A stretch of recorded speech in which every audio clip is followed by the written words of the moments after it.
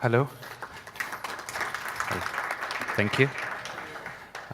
Today I will be talking about transferring and protecting IP addresses. However, for the colleagues that might not be familiar with who we are, what we do, I would like to start with a small introduction about the RIPE NCC. We are a regional internet registry. We are part of the internet registry system, and we are dealing with internet number resources. The map that you see and the organizations that you see on top is what consists the internet registry system today. Maybe you remember the presentation from Patrick from Netnod yesterday. He talked a bit about John Pastel. That's how things started, and this is pretty much how things evolved. 5 different regions in the world, 5 RIRs. We are responsible for the yellow part of the planet, let's say, that you see on this map.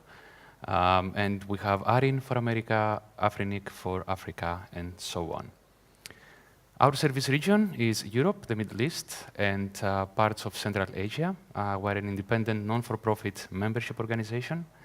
And right now we're counting a bit more than 15,700 members in 76 different countries. Our most prominent activity is to provide internet number resources to our members, that is IPv4 addresses, IPv6 AS numbers, and related services, and to support the infrastructure of the internet through technical coordination in our service region. Our region, the place that we live is quite diverse, 76 countries. For our region, this means different languages, different laws, different mentalities even. So we must be at all times neutral, impartial, open, and transparent towards everybody. And one thing to remember is that the policies that we follow, by policies, the RIPE policies, we mean the rules, are being decided by the RIPE community. So the RIPE community decides on policies, decides the rules to follow, and the RIPE NCC implements those rules and, let's say, enforce those rules. And the RIPE community is all of you guys. IPv4. I would like to start with having a look at the status of IPv4 right now. And I believe I don't bring you any news if I say that we are running out. We don't really have much IPv4 left. And how much that is, you can see in this graph that represents the available IPv4 pool of the RIPE NCC right now. This is what we have left. Right now, we are approximately at 0.8/8. And maybe some of you remember or know that in 2012, the RIPE NCC announced that we reached our exhaustion point. This meant at that time that we only had 1/8 left in our pools to distribute.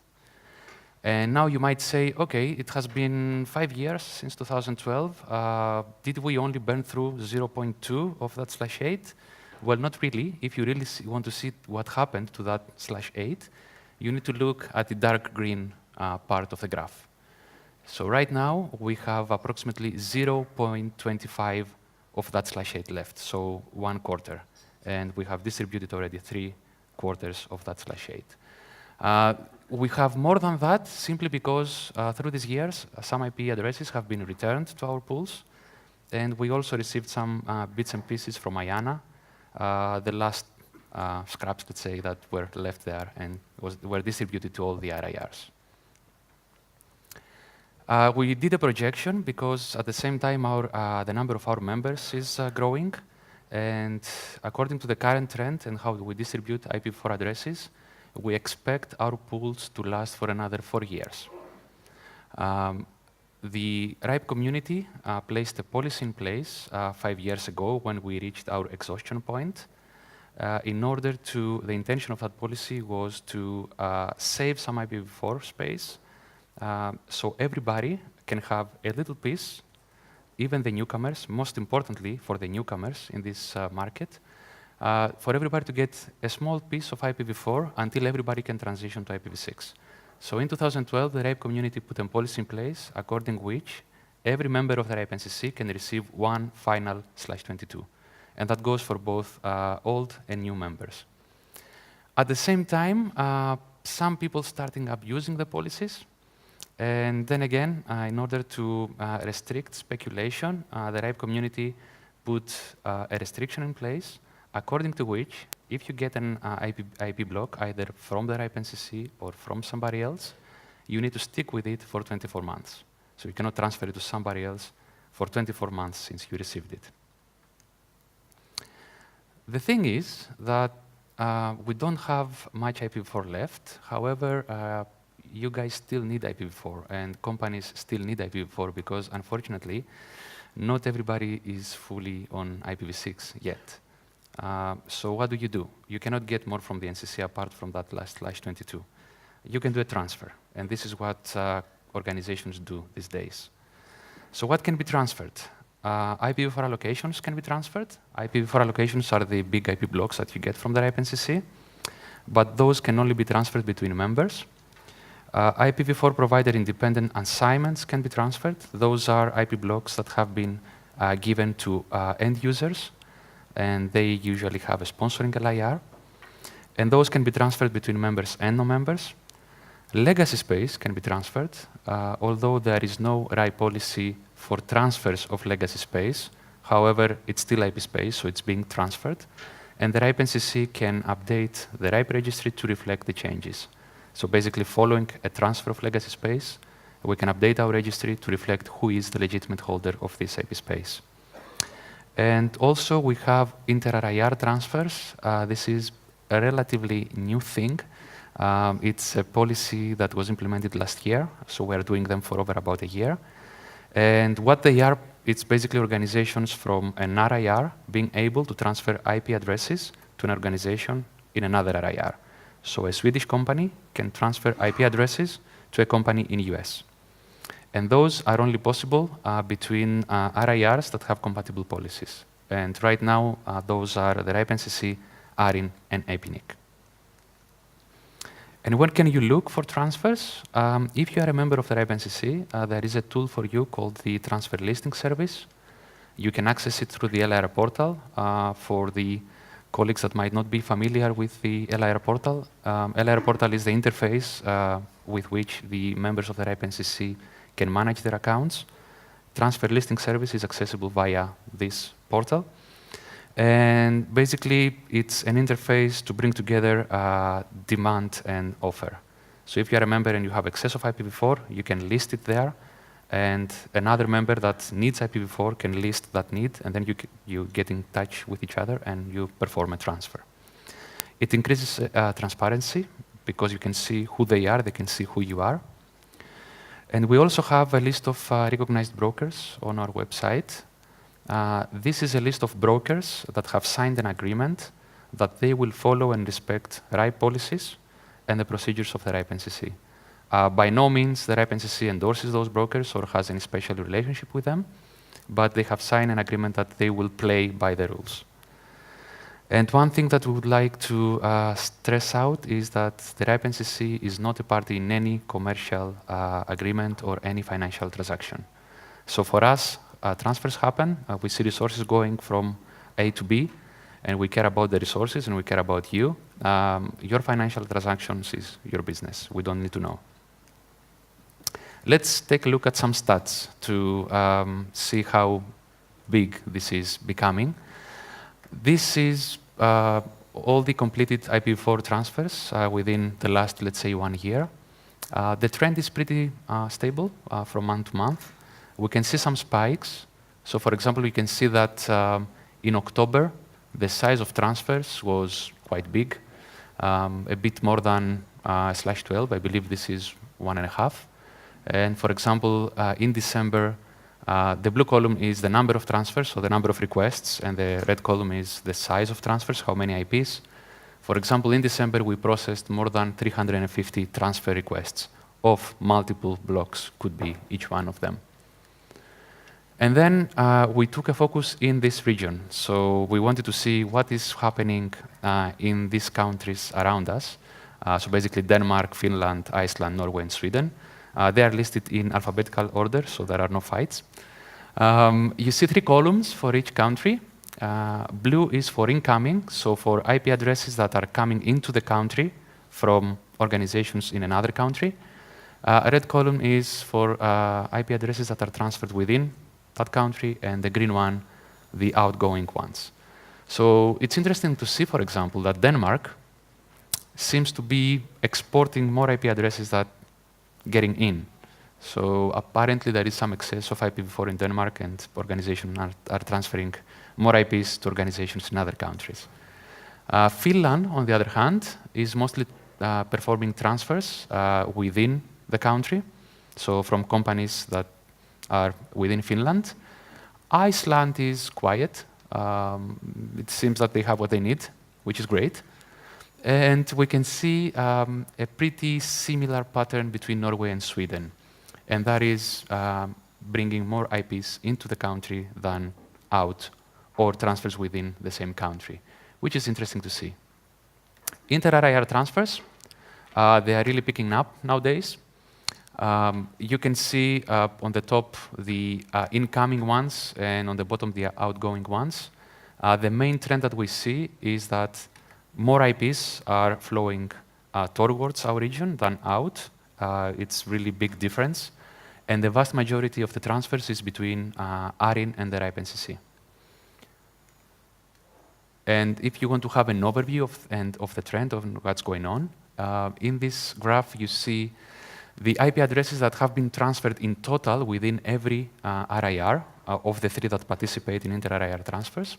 So ARIN, since the beginning of transfers, within ARIN, 69 million of IP addresses have been transferred. RIPE NCC comes second with 29.6 million, APNIC third with 15.1 million. And what's interesting to see is that ARIN and APNIC, they are performing inter-RIR transfers for 4 to 5 years now, if I'm not mistaken. The RIPE NCC participates in inter-RIR transfers for the last 1 year and 3 months. And there has been already 4.2 million addresses transferred from ARIN to the RIPE NCC, when for all the previous years, double of that has been transferred from ARIN to APNIC. So since the RIPE NCC joined inter-RIR transfers, the numbers have increased a lot. What is our role in these transfers? Our ultimate goal is to run an accurate and up-to-date registry. This is important because the registry is being used by network operators to make proper and correct decisions, and even law enforcement agencies and regulators. And at the same time, we support the resource holders, and that's mostly you, throughout the entire transfer process. So we run due diligence checks to make sure that things will go right and you will not be tricked into something, let's say. And we're trying to protect the resources that are so valuable to you. And I'm talking about protecting IP addresses. And the reason is that not everybody in this world is a nice person, and not everybody is playing by the rules. And since IPv4 is becoming more and more scarce, IPv4 addresses have gained value these days. And there are some people that see IP addresses and they think about networks, and there are people that see IP addresses and they think about money. And there is legitimate ways to make that money, and there are no legitimate ways to make that money. So it's quite important that you protect your resources. Consider this scenario. Imagine that tomorrow you go in the office and part of your network is down. Maybe your online services are not accessible. And then you do some troubleshooting, and nothing is really wrong with your infrastructure, but you see that somebody else is announcing your IP space. Maybe you contact this somebody else and you say, hey, that's my IP block. Why are you announcing it? Stop. And then maybe the response you will get is, no, it's not yours, it's mine. Then you freak out. You query the RIPE database, and you see another company's name under your IP block. And then you call the RIPE NCC and you start shouting. And we understand. But think about this scenario. Any of this can happen, or all of the above. What do you do then? What would you be able to do? These things, unfortunately, are happening more and more, and we even had to come up with a definition for hijacking, because that's what just happened to you. Your resources have been hijacked. And that is taking control of issued internet number resources under false pretenses. Again, IPv4 becomes scarce, so it becomes valuable. And criminals or hijackers, nowadays, they use very sophisticated methods to take control over what at least seem to be unused resources. They fake registration and identity papers. We receive false company registration papers these days. We receive fake passports. They fake entire websites and domains. We have cases where a company has gone bankrupt 1, 2, 3 years ago, and suddenly we receive a transfer request for resources that belong to that company. And we see registration papers issued by the national authorities, and we see a signature from a director of that company that does not exist. And then maybe we start investigating, and we see even the website that is on again, magically. It's a dummy website. The links are not working, but the logo is there. Sometimes we see that the domain has been re-registered to somebody. Sometimes that happens the same day that they send us an email for a transfer. So these things happen. It's not science fiction. They really happen. And that's why we're trying to raise awareness. And one thing we observe is that hijackers often target resources with outdated contact details. We see an increase in disputed transfers. We have sometimes even members disputing a transfer between each other. Common reasons are because, again, outdated contact information, an LIR contact no longer working for this company, but nobody bothered to get him out of the LIR account, so that person was still authorized to contact the NCC. And we have hijacked and disputed entire LIR accounts. We have seen LIR contacts removing everybody else, so they can act without anybody else being notified. And we see LIR accounts being opened on behalf of unaware organizations. So it's like me tomorrow trying to open an LIR as Netnod. It doesn't make any sense, but it happens. And sometimes it's pretty obvious because we all know some companies, but we are a big region. We have thousands of people dealing with this. So sometimes it's not really easy to see or to realize that the company does not exist or already exists. And we do see an increase in efforts to hijack legacy space. And the reason is that legacy space, a vast majority of it, has been left outside any relationship with the RIPE NCC. Nobody cared to update the data in the RIPE database. And there are IP blocks sitting there untouched for years. So people see that and they try to target that, because it's easier to fake that you are somebody else when nobody has touched an object for 20 years. What actions have we taken as RIPE NCC within the last 2 years alone?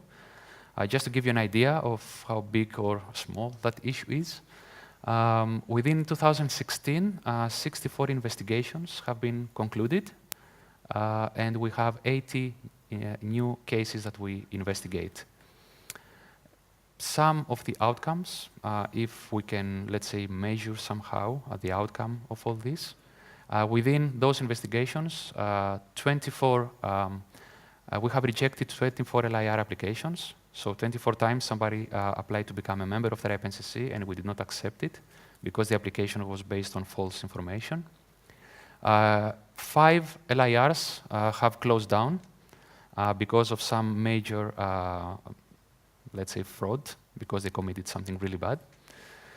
4 times we have issued final warnings. Final warning means that we issue a warning to a member saying that if you do this again, then we need to close you down. And this is normally due to a major policy violation or a violation of the standard service agreement. And of course, when an LIR closes, that means that all the internet number resources, they come back to the free pools. And we have deregistered 17 provider-independent IP blocks. So what can we do as RIPE NCC? We can do more thorough checks. We understand that this will result into more time for evaluating your requests, but it's for your own protection. And that's why we kindly ask you to cooperate with us and to supply any required documentation. We don't ask for them just for the fun of it. We will investigate any reported hijack. And IP space can be returned in some cases, but it's not always possible. Sometimes it's really, really difficult to return IP space to the company that actually lost it. Investigations can take a long time, and they might require legal actions. You might need to go to court with somebody to solve this. We have improved our audit activities, and we want and try to be more in contact with you as much as we can. You will receive emails from us sometimes with questions, or might even phone calls with cases that might be related to you. You will receive sooner or later an email for an assisted registry check. Please don't ignore it. This is the exact reason why we do it. We want you to have your details up to date, both in our internal tools, let's say the LR portal, but also in the RIPE database. And we want to be in contact with you more. So that's why we do these presentations, that's why we do training courses and so on. What can you do? Ensure that you verify your details in the LR portal. And keep your records in the RIPE database up to date, always. Don't assume that if you created something 6 years ago, it's still good, or that you don't need to touch it again. If you have a colleague leaving your company and you have authorized this colleague to act on your behalf in the communication with the RIPE NCC, and that colleague leaves the company, please update your details.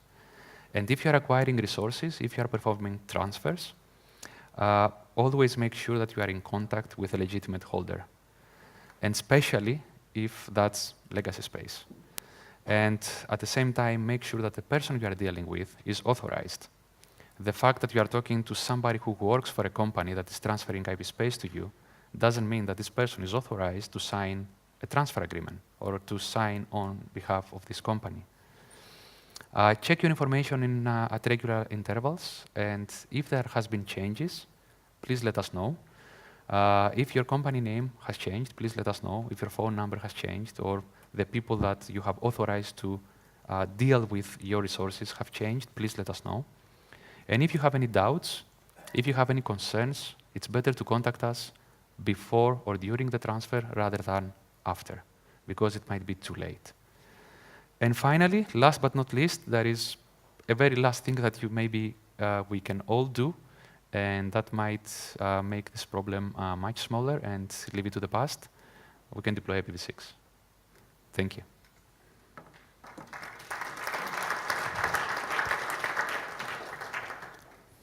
So we have 5 minutes for questions. Any questions for Nikolas about the RIPE NCC? Yep, question at the back.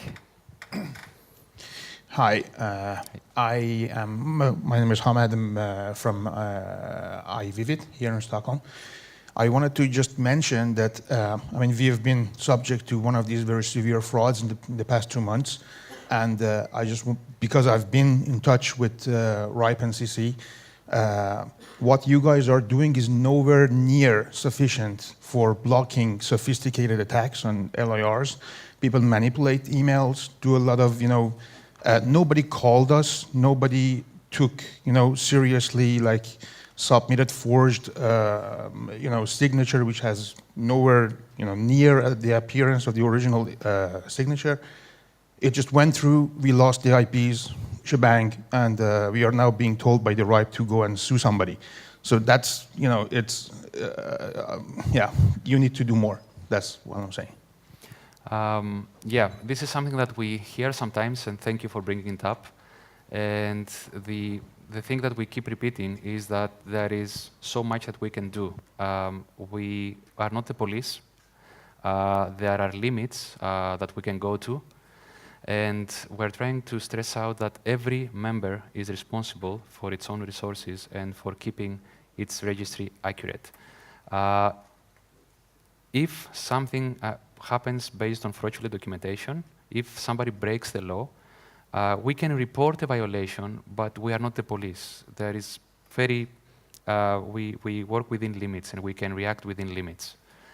So we can support our members, we can do the due diligence checks as much as we can, but we can go up to a point, unfortunately.